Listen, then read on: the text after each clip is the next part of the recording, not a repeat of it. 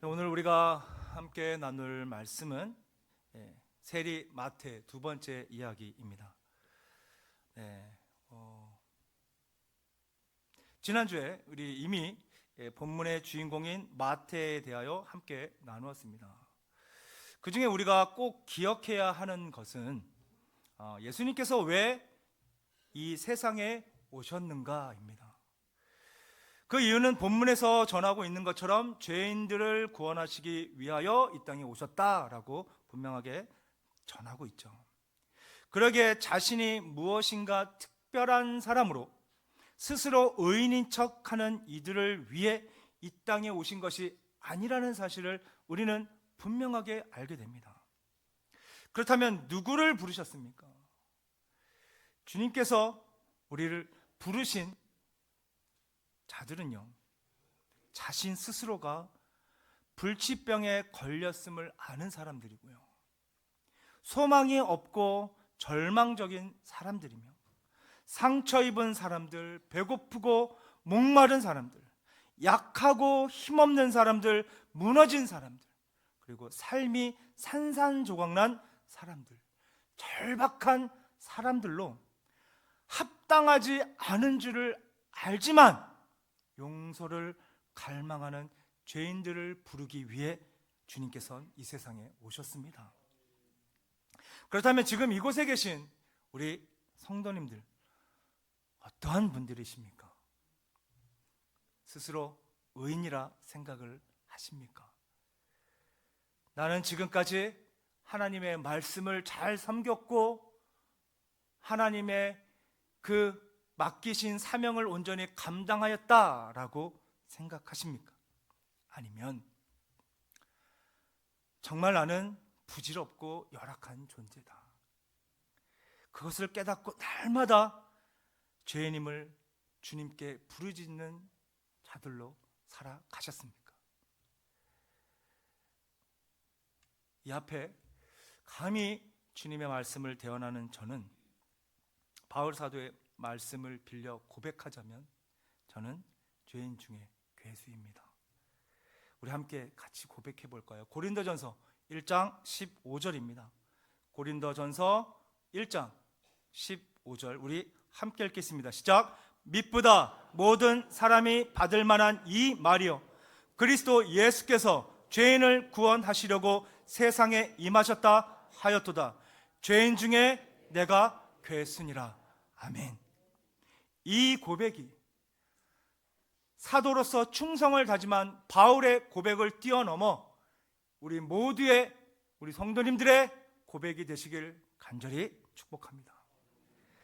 만약 우리의 고백 속에 이와 같은 고백이 사라진다면 우린 바리새인들과 같이 영적인 결핍자들처럼 살아갈 수밖에 없을 것입니다. 그리고 우리에겐 그 어떠한 해결책도 없다라는 것을 기억하시길 바랍니다. 자신에게 죄의 문제가 있음을 깨닫지 못하면 주께서 오셔서 치료해 주시려고 하셔도 바리새인들처럼 치료를 받을 수 없는 존재가 될 수밖에 없음을, 그리고 바리새인들처럼 사망의 형벌에 이를 수밖에 없음을 기억하시길 바랍니다. 또한 우리가 영원히 죄의 굴레에 매여 있음을 알지 못한다면 결코 구원을 얻을 수 없고 구원에 대한 소망조차 가지려 하지 않을 것입니다. 그러므로 마태가 자신의 죄의식으로 주님의 부르심에 즉각적으로 반응하였던 것처럼 우리의 삶의 자리에서 그 어떠한 대가를 치른다 할지라도 주님 앞에 속히 나아가 주님의 부름에 즉각적으로 반응하는 주님의 거룩한 백성들 되시길 간절히 축복합니다. 또한 그 기쁨을 내 주위 사람들에게 다 알리셔서 우리의 삶 가운데 하나님의 교제, 진정한 교제가 이루어지기를 간절히 축복합니다. 본문 12절과 13절 우리 함께 읽겠습니다. 12절과 13절입니다. 시작. 예수께서 들으시고 이르시되 건강한 자에게는 의사가 쓸데없고 병든 자에게라야 쓸데있느니라. 너희는 가서 내가 국류를 원하고 제사를 원하지 아니하노라 하신 뜻이 무엇인지 배우라. 나는 의인을 부르러 온 것이 아니요 죄인을 부르러 왔노라 하시니라. 아멘. 자, 이 말씀에서 우리 성도님들은 무엇이 보이십니까? 자신들이 정죄하고 판단했던 죄인들, 그들과 함께 식사를 하고 계시는 예수님을 비난한 바리새인들의 영적 무지함이 보이진 않으십니까? 그 무지함에 대한 주님의 말씀은요, 나는 의인을 부르러 온 것이 아니요 죄인을 부르러 왔노라 라고 화답하고 계십니다. 우리는 예수님과 그 말씀을 생각할 때 종종 굉장히 감상적인 생각에 빠져들게 됩니다. 마치 예수님께서 강자보다 약자에 서신 것처럼 부한자보다 가난한 자만을 생각하시고 위로하신, 인애하신 하나님이라는 감상에 빠져 살아갈 때가 너무나 많이 있죠. 그러나 우리가 주의 깊게 봐야 하는 것은요, 주께서 하신 말씀은 어떤 약자 그리고 가난한 자를 위해서 하신 말씀이 아니라 이 땅의 수많은 사람들 중에 진정한 의인이 없다라고 말씀하신 것입니다. 그렇다면 죄인이란 무엇일까요? 죄인이란 하나님으로부터 분리된 자들입니다. 그렇게 보면 세상에 있는 모든 인류는 하나님 앞에 범죄하였을 뿐만 아니라 분리되어서 죄 아래에 신음하는 자리에 있음을 알게 되죠. 그래서 주님께서 13절 말씀에 죄인을 부르러 왔노라 라고 전하기에 앞서 너희는 가서 내가 국류를 원하고 제사를 원하지 아니하노라 하신 뜻이 무엇인지 배우라 라고 구약을 인용하고 계십니다. 여기서 예수님께서 말씀하신 이 제사의 의미는요, 자, 제사란 하나님 앞에 나아가기에 장애물이 있다라는 것을 상징하고 있습니다. 그래서 제사는 거룩한 하나님께 나아가기에 내가 부족한 자리에 있음을 알고 제물을 드리는 것이며, 하나님을 만나기 위한 장애물인 죄를 씻어야 했던 것이고요, 거룩한 백성으로서 성결해야만 했던 것이 바로 제사입니다. 그러게 제물을 드릴 때마다 그 제물로 인해 나의 죄 문제에 대하여 생각해야만 한다는 것이죠. 다시 말해서요, 예배를 드리기에 이 자리에 오신 우리 성도님들은 그냥 예배, 형식적인 예배를 드리는 것이 아니라 나를 돌아보고 나의 죄를 돌아보고 나의 삶을 돌아보며 내 죄가 얼마나 심각한지를 아셔야만 한다는 것입니다. 그래서 이 제사는 내가 아무런 자격이 없는 비천한 존재라는 것을 깨달아 알게 하는 것이고요, 거기에 우리를 향한 하나님의 은혜를 동시에 깨닫게 하는 의식이라는 사실을 기억하시길 바랍니다. 바로 예배가 우리의 미천함을 드러내는 것이고요, 하나님의 사랑과 하나님의 그 은혜를 밝히 드러내는 장소, 아니 드러내는 그 순간이라는 사실을 기억하시길 바랍니다. 그런데 이런 상식적인 의식이 마치 하나님 앞에 인간이 정성과 무슨 예를 꼭 바쳐야지만 하는 어떠한 행위로 왜곡이 되어버립니다. 내가 먼저 정성을 바쳤으니 하나님도 나한테 무엇을 해주셔야만 합니다라고 하나님과 우리가 대등한 입장인 것처럼 어떠한 조건을 제시하는 행위가 되어버리고 말았다라는 것이죠. 그러게 예수님께서 말씀하신 이 제사를 원치 않는다는 것은 왜곡된 제사관에 대해서 말씀하고 계신 것입니다. 지금 이스라엘 백성들에게, 그리고 우리들에게. 그리고 예수님께서 말씀하신 이 국류를 원한다라는 의미는요, 하나님 앞에 대등한 입장에 설 인간이 어디 있느냐라고 예수님께서 질책하고 계시는 것입니다. 너희는 하나님 앞에 너희의 예물을 꺼내놓고 그 보상을 달라고 말할 자격도 없고 어떠한 지위도 없다라고 말씀하고 계시는 거죠. 그리고 죄인으로서 불쌍히 여겨주시길, 죄인으로서 도와주시길 강구해야만 한다라는 것입니다. 그러므로 우리의 지위가 어떠한 위치인가를 분명하게 알려주고 계십니다. 하나님의 말씀에서는요, 결코 우리가 하나님 앞에 무엇을 예물로 꺼내 놓을 위치나 자격이 있다라는 말씀이 그 어느 한 곳에도 나타내 있지 않다라는 것을 기억하시길 바랍니다. 우리는 오직 불쌍히 여겨주시길 간청해야만 하고요, 도움을 간청해야만 하고요, 긍휼을 간청히 간곡히 외치며 주님 앞에 무릎을 꿇어야만 한다는 것입니다. 그와 같은 위치가 바로 우리의 위치임을 기억하시길 바랍니다. 그래서 13절을 간략하게 전하면요, 의인은 없다, 죄인밖에 없다, 너희는 다 하나님으로부터 분리되어 있다. 이것이 예수님께서 가르치신 의도라는 사실을 기억하시길 바랍니다.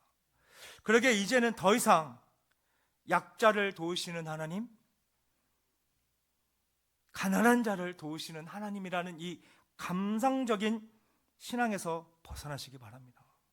주님께서 이 땅에 오신 것은요, 약자를 위해서 그리고 가난한 자를 위해서 오신 것이 아니라 하나님과 분리된 자들을 구원하시기 위해서 이 땅에 오신 것입니다. 분명 그 중에 가난한 자도 있고 부한 자도 있을 것이고 병든 자도 그리고 건강한 자도 있을 것입니다. 그러나 이것이 문제가 아니라 하나님과 분리되었는가 아닌가라는 것이 핵심이라는 것이죠. 그래서 우리가 예배하며 찬양하고 기도하는 이 모든 것이 주님과 분리되지 않기 위한 간절한 발버둥과 바람이라는 것을 기억하시길 바랍니다. 그러므로 끊임없이 간구함으로 사람을 죄에서 구원하여 하나님과의 단절된 관계를 회복시키러 오신 주님과 연합하는 회복의 기쁨을 누리시길 간절히 축복합니다. 이 시간 말씀 한 구절을 찾아보겠습니다. 로마서 8장 18절에서 21절 말씀입니다. 로마서 8장 18절에서 21절 말씀,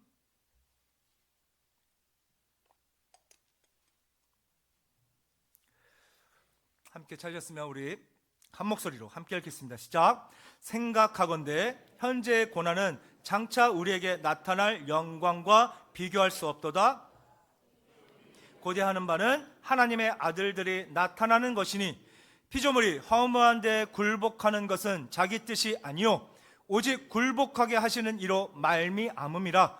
그 바라는 것은 피조물도 썩어짐의 종노릇한 데서 해방되어 하나님의 자녀들의 영광의 자유에 이르는 것이니라. 아멘. 자, 이 말씀에서 전하는 구원은 무엇이라고 전합니까? 21절에서 전하고 있듯이, 21절 하반절에서 전하고 있듯이 하나님의 자녀들의 영광의 자유에 이르는 것이니라. 아멘. 여기서 말하는 자유는요, 내가 하고 싶은 대로 할 수 있는 것, 그와 같은 자유를 말하는 것이 아니고요, 죄와 사망의 종노릇 하는 데서 자유가 되었다라는 것입니다. 그러기에 썩어짐과 죄 짓는 것과 더러움과 무지로부터 우리는 자유하게 되었고요, 인간의 참된 지위와 그 내용을 우리는 회복하게 되었다라는 것입니다. 그래서 로마서 8장 19절에 피조물이 고대하는 바는 하나님의 아들들이 나타나는 것이니 라고 전하고 있는 것이죠. 또한 여기서 우리가 유심히 볼 것은 온 우주가 무엇을 기다리고 있다고 전합니까? 바로 하나님의 구원의 완성을 기다리고 있다라고 전하고 있죠. 이것은 주님께서 재림하시는 그때에 이 우주 만물도 다 지금 썩어짐의 종로로 타는 데서 회복되어지고 하나님의 아들들로 영광의 자유에 동참하게 될 것을 알고 있다는 것이죠. 그것을 기대하며 살아간다는 것입니다. 이와 같은 말씀을 통해 부정할 수 없는 것은 지금 우리가 살아가는 이 세상은 죄로 말미암아 일어난 부패와 더러움과 무지함 속에 우리는 살아가고 있다라는 것입니다. 그래서 재난도, 우리가 살아감에 있어서 핍박도, 우리가 살아감에 있어서 그 수많은 유혹도 받을 수밖에 없는 것이고, 죽음이 생명을 이기는 일들도 경험할 수밖에 없게 되는 것이죠. 마치 파괴된 우주의 질서 속에서 우리는 살아가고 있다라는 것입니다. 그러나 그때에 이 모든 것이 회복되어질 것을 우리에게 약속하여 주셨습니다. 그러기에 우리가 구원을 받았다라는 것은요, 하나님과 분리된 상태로 하나님만이 허락하시는 진리와 생명과 거룩의 공급이 받지 못한 상황에서 썩어짐의 종로로 타던 우리의 자리와 우리의 위치가 다시금 하나님만이 우리에게 공급해 주시는 생명과 진리와 거룩한의 공급의 자리로 회복되었다라는 것이 바로 구원을 얻었다라는 것입니다. 그런데 우리가 기억할 것은 구원을 얻은 표로 우리는 전도하고 또 찬양하고 봉사하고 구제하고 예배하는 것, 그것으로만 드러난다라고 오해를 하시는 경우가 종종 있습니다. 분명한 것은요, 이와 같이 전도, 봉사, 헌신, 구제는요, 구원받은 자들에게 나타내지는 아주 소소한 작은 한 일부분이라는 사실을 기억하시길 바랍니다. 본질은요, 하나님 자녀로 영광의 자리에 이르는 것입니다. 그래서 하나님을 모르고 하나님과 분리되어 사는 사람들은요, 죄와 불결함 그리고 썩어짐의 종노릇을 하고 속이고 헛된 삶을 살아갈 수밖에 없게 되는 것이죠. 그러나 구원받은 우리는 다릅니다. 의와 진리와 생명과 영원히 우리의 삶 가운데 있는 것입니다. 하나님께서는 결코 우리를 어떤 도구로나 어떤 수단으로 사용하시려고 구원하신 분이 아니십니다. 오직 예수 그리스도를 이 땅에 보내심은 다시금 분리된 하나님과의 관계를 회복시키기 위하심을 기억하시길 바랍니다. 그렇다면 구원받은 증거는 무엇일까요? 존재가 완전히 바뀌는 것입니다. 자, 한번 생각해 보시기 바랍니다. 우리 성도님들, 자녀가 계신 성도님들 한번 생각해 보시기 바랍니다. 우리 자녀들이 어떠한 삶을 살아가기를 원하십니까? 부모 입장으로서, 그리고 꼭 부모님이 아니더라도 가르치는 제자들이 있거나 또 주변의 그 조카들 아니면 다른 어린 아이들 또 새 생명들을 볼 때마다 우리가 그들을 바라보며 생각하는 것은 그들의 영광입니다. 그들이 올바로 하나님의 영광을 받으며 영광을 나타내는 자들로 성장되어지기를 원하죠. 하나님께 사랑받고 세상 모든 사람들에게 사랑받고 건강하고 의와 진리를 깨달아 알고 그 일을 행하는 자들. 그런데 이와 같은 자녀들이요, 정말 나를 낳아주시고 길러주시고 그 은혜에 보답하기 위해서 열심을 다해 등록금하라고 준 돈도 저금하고, 이가 아프다고 병원에 보냈는데도 병원에 가지 않고 그 이 아픈 준 돈을 모으고, 그리고 옷 사 입으라고 준 돈도 옷 사 입지 않고 다 돈을 모으고, 그리고 뭐 어디 막 거적대기 같은 거 하나 입고 다니면서 정말 이게 패션이라고 막 말하고 다니는 그런 자녀들을 보시면 어떻습니까? 근데 그 자녀가 딱 나타나서 어마어마한 돈인 것처럼 딱 앞에 놔두며 나를 낳아주시고 키워주신 부모님, 감사함에 제가 주님, 부모님이 주신 모든 용돈을 모아 다시 드립니다. 그래, 고맙다, 내 사랑하는 딸아, 아들아 라고 말씀하시겠습니까? 정말 플랜카드를 크게 작성해서 내 아들이 나한테 이런 용돈을 바쳤습니다, 보십시오, 이런 아들이 어디 있습니까?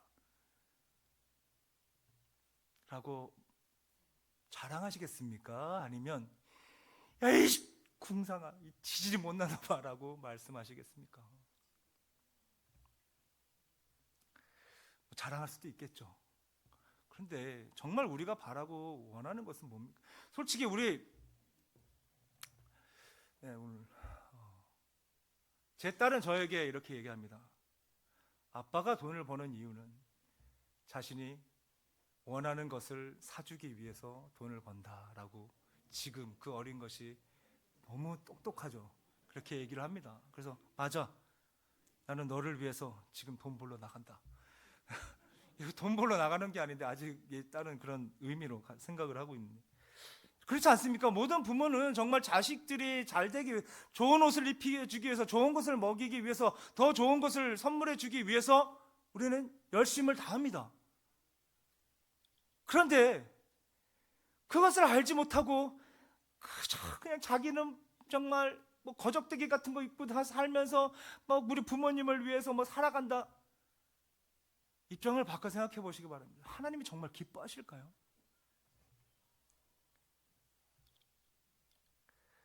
하나님이 자녀들에게 가장 원하시는 것은요, 하나님의 구원받은 자녀라고 정말 하나님 앞에 보답하며 살아가는 것은요, 하나님의 자녀된 그 영광의 자유에 바로 서 있는 것입니다. 그것이 하나님께서 원하시는 것이고요, 당신의 자녀들에게 바라고 소망하는 것이죠. 그 영광의 자리에 선다라는 것은요, 죄를 멀리할 수밖에 없는 것이고요, 거룩해지기 위해서 날마다 나를 내리고 나를 치고 또 치는 것입니다. 그 하나님의 자녀다운 그 아름다움과 그 훌륭한 자격을 얻기 위해서 정말 성령 하나님을 붙잡고 살아가는 것이죠. 우리의 인격, 우리의 성품, 우리가 생각하는 그 모든 것이 죄인들과는 너무나 완전히 다른, 구별된, 분리된 거룩의 모습을 나타내야만 한다는 것입니다. 그렇게 하나님과 회복되지 않고서는 할 수 없는 것들을 윤리와 도덕으로는 평가할 수 없는 지경까지 우리는 올라가야만 하는 것이죠. 그것이 성도된 표입니다. 그런데 너무나 안타까운 것은요, 주의 몸된 교회에서 10년, 20년, 50년, 60년 신앙생활을 해오신 분들, 정말 헌신하고 봉사하고 맡겨진 사명에 충성을 다합니다. 그런데 성격은 전혀 변하지가 않습니다. 내 성격은 그대로, 그리고 주가 맡기신 사명만을 한다는 거죠. 나이가 들어감에 따라서 내 사고와 내가 지향하는 것, 내가 바라는 것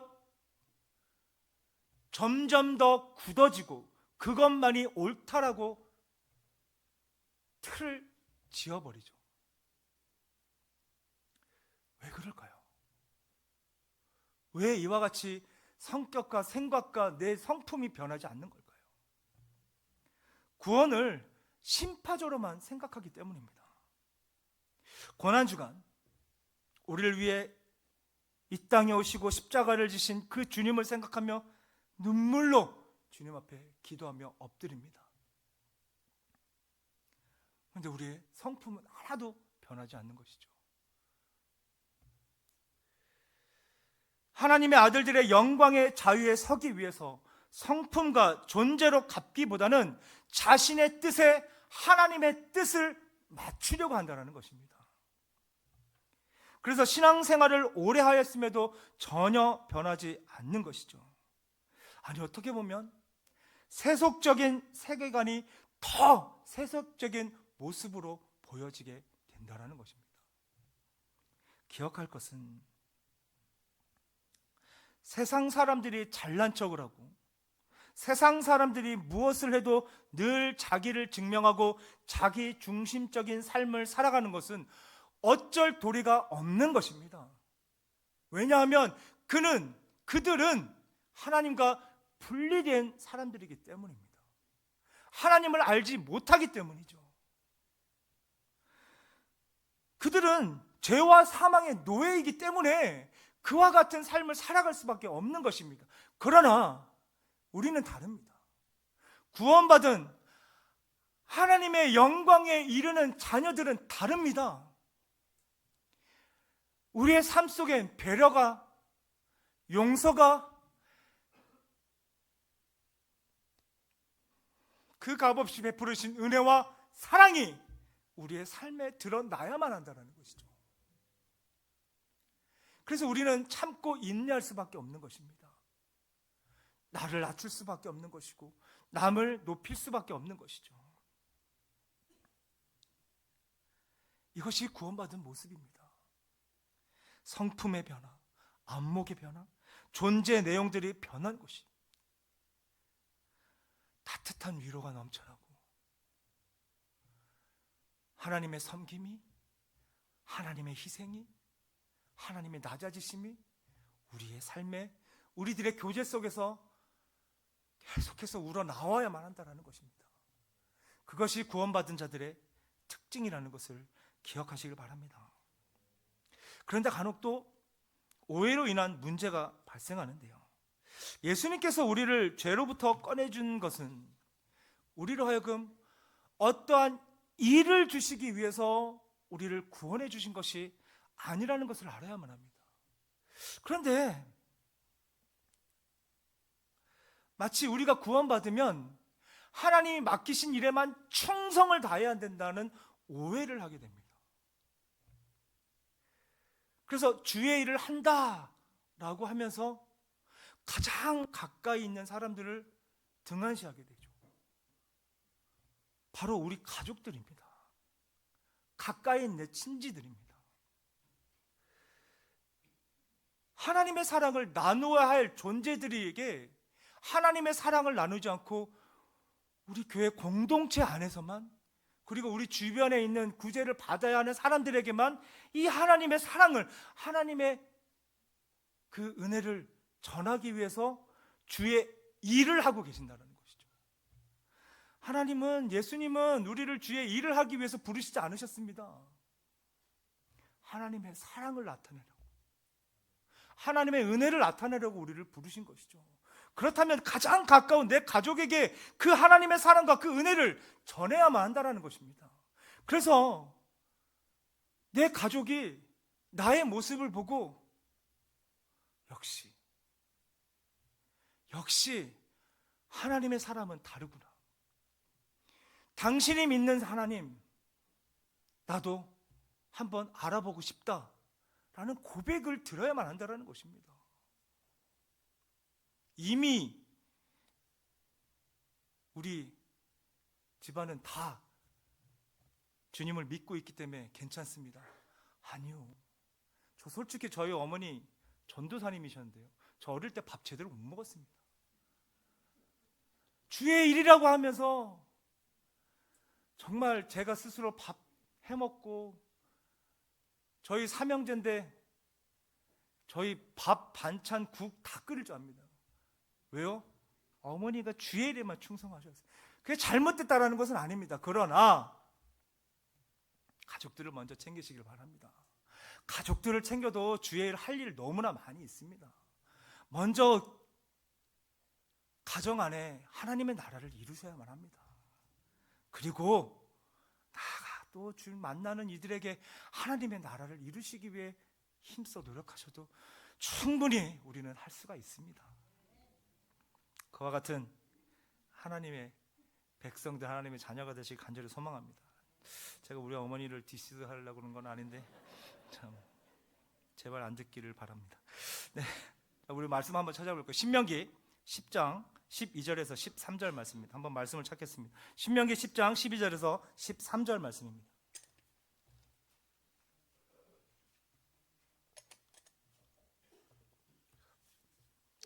다 찾으셨으면 우리 한 목소리 함께 읽겠습니다.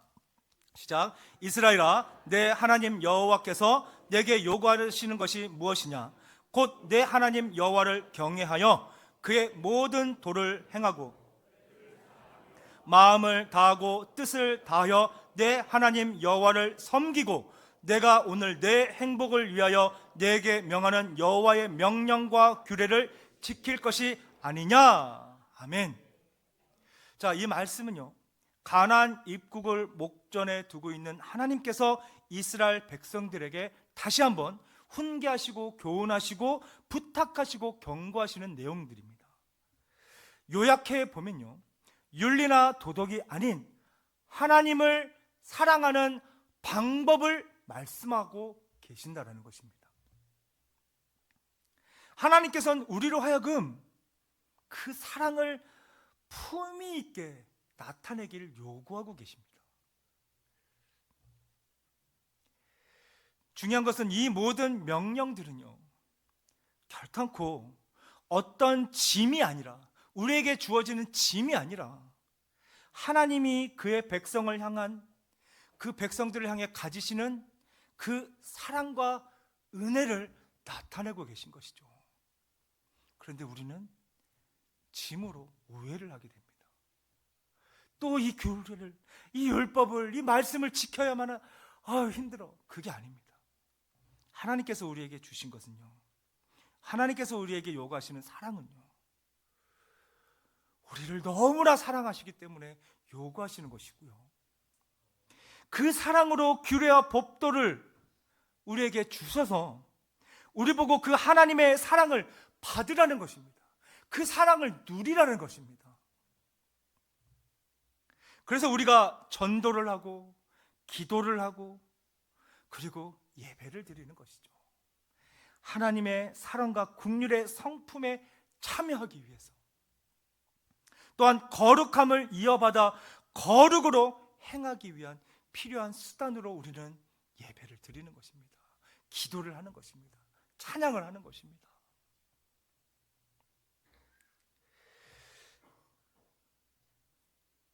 우리는 지금 하나님의 자녀이기에 죄로부터 구원을 받고 하나님을 사랑하고 하나님의 사랑을 입은 자녀입니다. 그와 같은 고급한 요구를 우리는 날마다 하나님께 받고 있다는 사실을 기억하시길 바랍니다. 그리고 그 자리에 서기 위해서, 그 책임을 지기 위해서 날마다 힘써 노력하시는 주님의 제자들이요, 주님의 자녀들 되시길 간절히 소망합니다. 자, 말씀을 맺으려고 합니다. 주님께서 우리를 찾으시고 부르시고 함께 하시는 것은요, 일하는 일꾼을 찾으시는 것이 아니라 하나님께서 요구하시는 그 고급한 요구를 충실히 지켜 나아가는 자들을 찾고 계시고 부르시고 계신다는 사실을 기억하시길 바랍니다. 그래서 우리는 스스로 그 영광의 자리에 올라가기 위해서, 그 영광의 자리에 서기 위해서 스스로 목표를 하고 스스로 내용을 채우고 그 존재의 책임을 완수하기 위해 열심을 다하고 성령 하나님을 붙잡아야만 한다는 것이죠.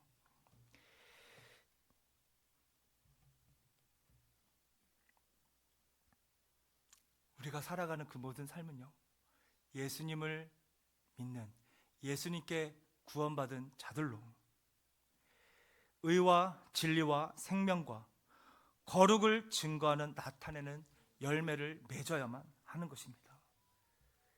그리고 주 예수 그리스도의 십자가의 그 광채를 드러내기 위해서, 빛나기 위해서, 빛내기 위해서 우리는 살아가야만 하는 것이죠.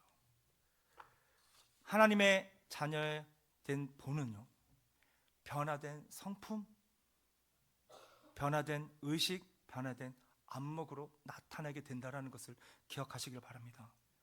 바로 지금 이 순간부터 변화된 삶으로 고귀한 하나님의 그 사랑을, 그 아름다움을 연습해 나아가 우리의 삶 가운데 성도의 교제로 보상을 받으시길 주님의 이름으로 간절히 축복합니다.